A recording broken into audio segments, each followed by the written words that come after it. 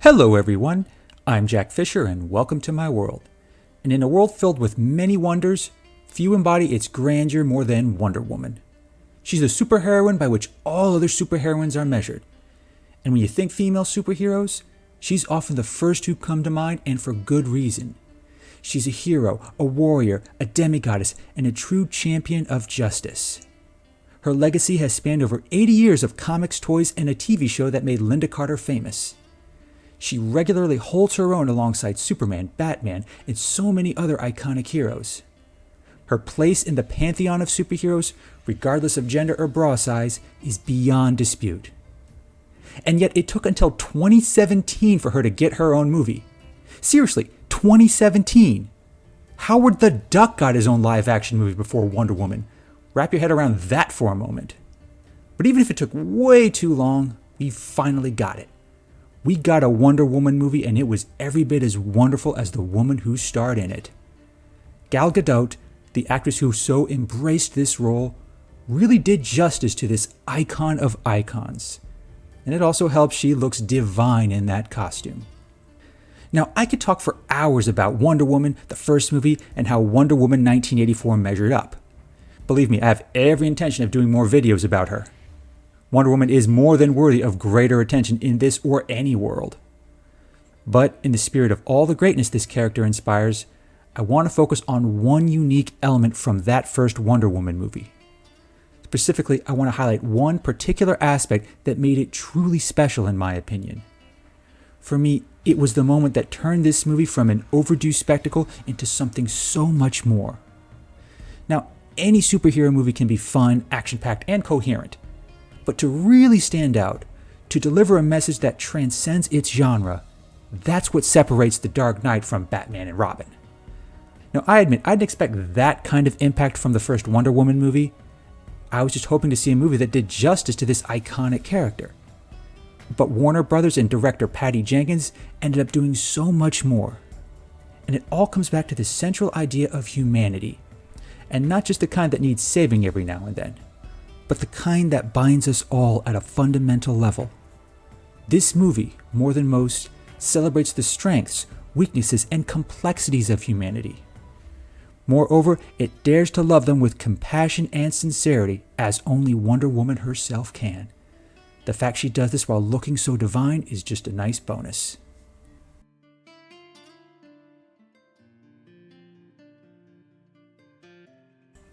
For her first movie, Wonder Woman tackles this iconic character's origin.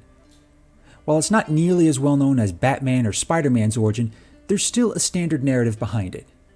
And the movie doesn't deviate too much from that narrative. It does some fairly simple world building. Wonder Woman was born Diana, daughter of Queen Hippolyta of Themyscira, also known as Paradise Island. She lives, grows, and trains in the ways of the Amazons, a race of warrior women empowered by the gods. They live in secret, separating themselves from man's world and fighting the battles that only they can. And they do this while also preserving their own culture and its many traditions. But all that changes the day Steve Trevor crashes on the island and Diana saves him. From him, she learns about the state of man's world, which happens to be in the midst of a world war. In the comics, it was World War II, but in this movie, it's World War I. It's a minor variation, but one that doesn't change the ultimate outcome. After learning these distressing details, Diana believes man's world has become corrupted by forces far greater than they realize. And she seeks to confront those forces directly. But doing so means leaving the island.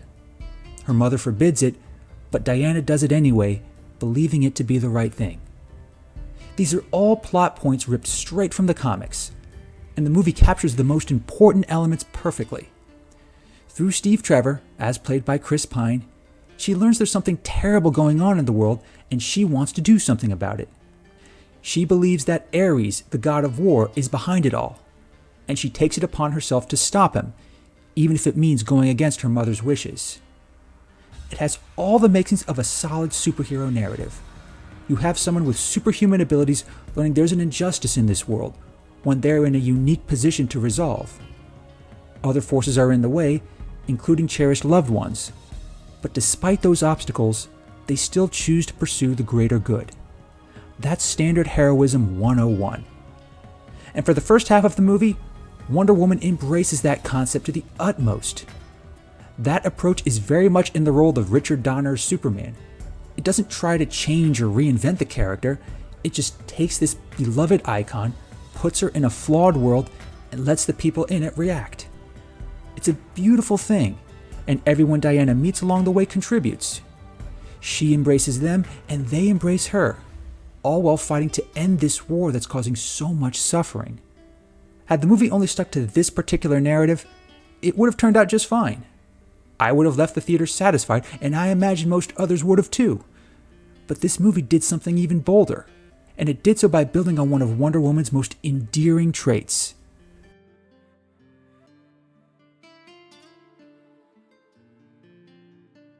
Wonder Woman has many remarkable powers, skills, and abilities.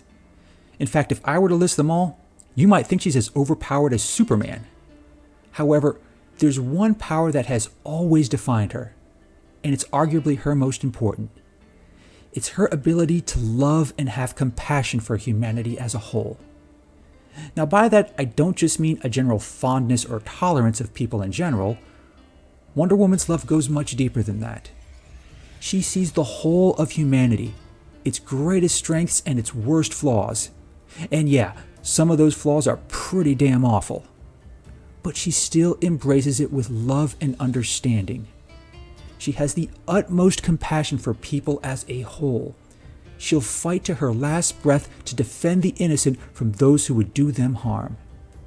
It doesn't matter if that threat is a criminal mastermind, a full-blooded god, or an invading alien army.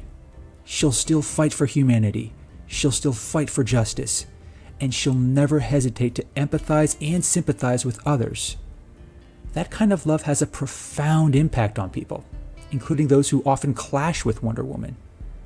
It's also a remarkable feat in that this love isn't just something that she mirrors from others.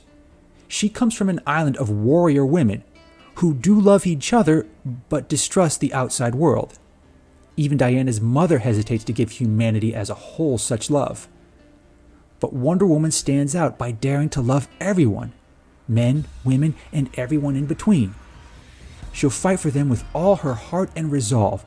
It's not a tradition or some mindset that was conditioned into her. She chooses to give her love to humanity just as she chose to defy her mother's wishes in entering man's world. That's what gives so much weight to her efforts, both in this movie and throughout 80 years of comics. But what the movie does, and wisely so, is test that love in unexpected ways. It even goes so far as to strain it. Exposing her to the horrors of World War I is a hell of a test for anyone's capacity to love. However, that's not the greatest source of strain, nor is it the most defining part of this movie.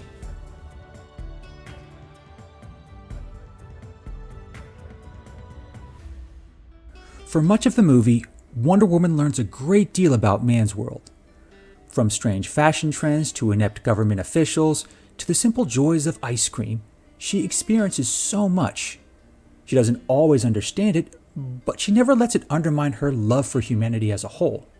Yes, this is a much uglier, dirtier world than the island paradise she came from. Yes, this world has plenty inequalities, especially for women. She does not ignore that. But she never lets those flaws keep her from her righteous battle. She still fights to protect the innocent. And it's here where the movie gets a bit more subtle. You see, Wonder Woman pursues this battle because she believes Ares is involved. She's convinced that the god of war is the reason why this horrible conflict has consumed mankind. Even when she sees the bickering and feuding among politicians and generals, she's never dissuaded. Ares is still her main target, and she believes that defeating him will end the war. Now, early on, there is some hint that some otherworldly forces are involved. General Ludendorff and Dr. Poison, a character ripped straight from the comics no less, are clearly up to something, and it's not your substandard diplomacy. Divine or semi-divine forces may very well be at work here. Even though many of Wonder Woman's new friends, including Steve Trevor, don't believe gods are involved, Diana never wavers, and towards the end, it's even teased at some point that she might have even been wrong. There were no gods involved. It was just mankind warring against mankind, killing, maiming, and committing horrible atrocities without divine influence. That notion is almost traumatic for Diana. But it's here where she uncovers something profound. While it's true, gods and godly forces were involved, it's not quite in the way she thought. It's not quite in the way the audience thought either. The guiding force behind these conflicts was deceptively subtle. But once the truth came out, it was as powerful as it was dramatic. And it reveals as much about humanity as it does about Wonder Woman herself.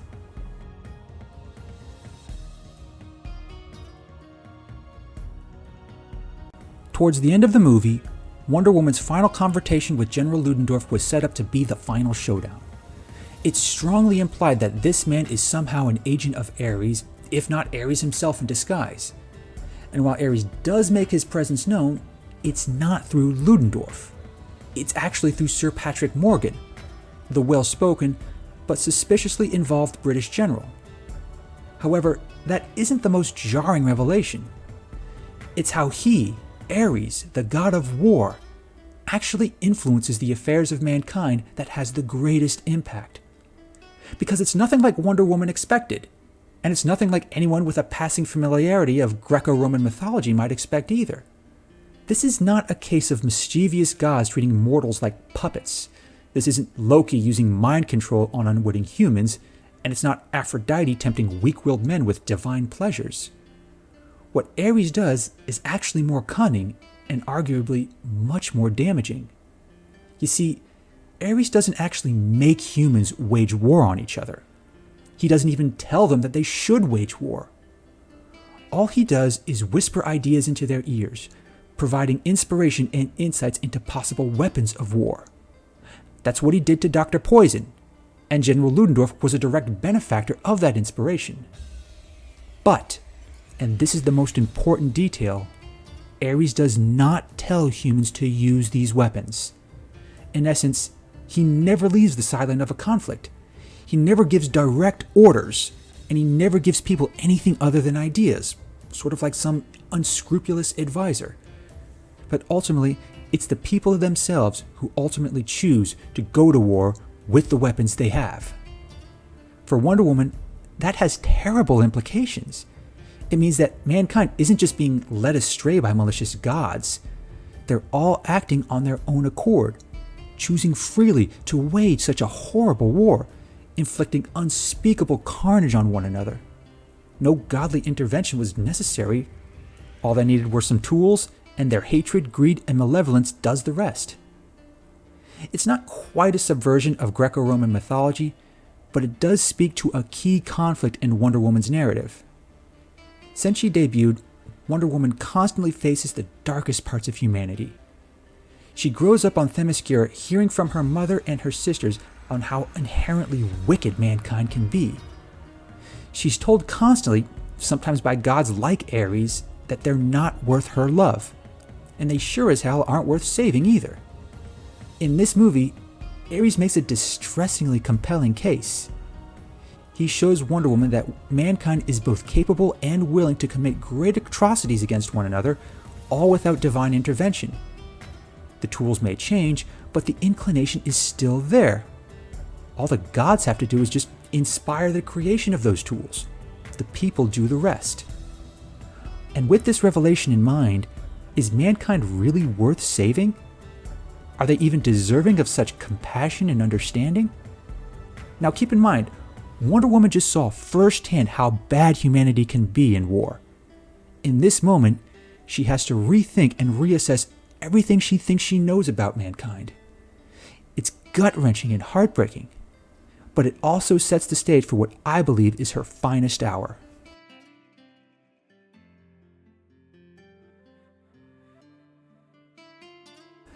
At the heart of every great superhero story is what inspires them to be a hero in the first place.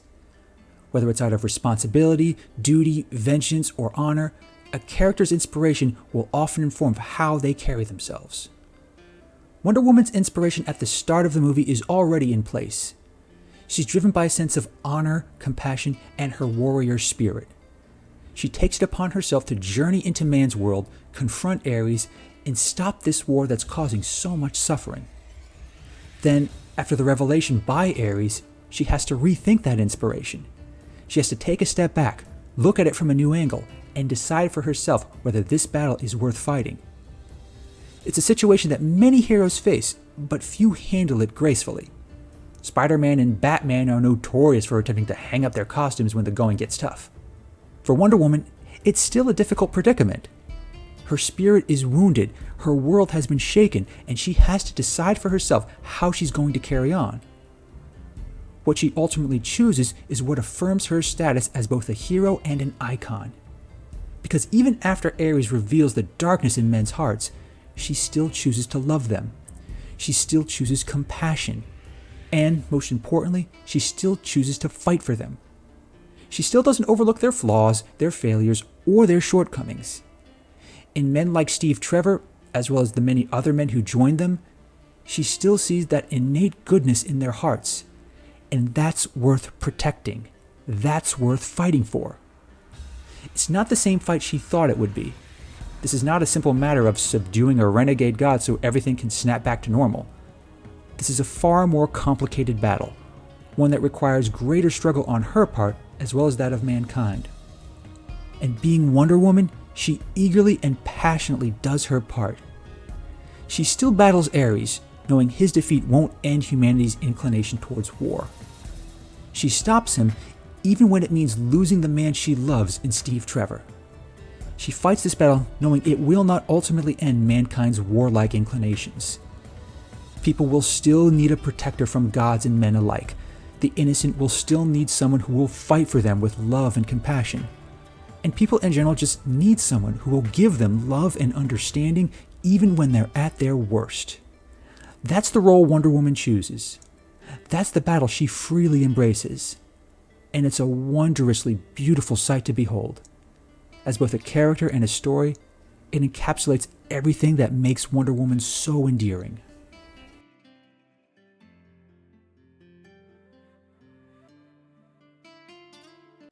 There's so much more I can say about Wonder Woman, her legacy, and her first movie. In the scope of the superhero genre, that first movie was a hell of a triumph. It wasn't just overdue, it came along during one of the most challenging times for superhero movies and female characters in general. Now, I don't want to get into the reasons why. Between gender politics and toxic online trolls, doing so will only be a disservice to everything Wonder Woman stands for. Because at her core, Wonder Woman doesn't just try to be an inspiration for women. She tries to be a beacon of hope for everyone. Whether you're a man, a woman, or something else entirely, she willingly fights for you. She willingly offers her love, compassion, and understanding. She'll fight the battles that others cannot, trusting humanity to join her in that shared sense of love. That's arguably more challenging than ever, but it's also more vital than ever. Much like the events of the movie, we are constantly reminded of humanity's dark side. You need only scroll through some of the social media feeds and comment sections to see the breadth of that darkness. Hate, mistrust, and outright violence is everywhere, it seems. And we can't blame that atrocious conduct on renegade gods or some other outside force. It's all on us. This crap is our doing. But it's also within our power to confront it. We can, if we're guided by love and compassion, temper those dark inclinations. Wonder Woman has many impressive powers, but it's that ability, that willingness to love others freely and unconditionally, that's what makes her more than just a hero. She's a warrior, a demigoddess, and an icon among icons. But it's her love for humanity that makes her a true wonder. Thanks for watching, everyone, and thanks for joining me in my world. Please like, comment, and subscribe. Until next time, take care and stay safe.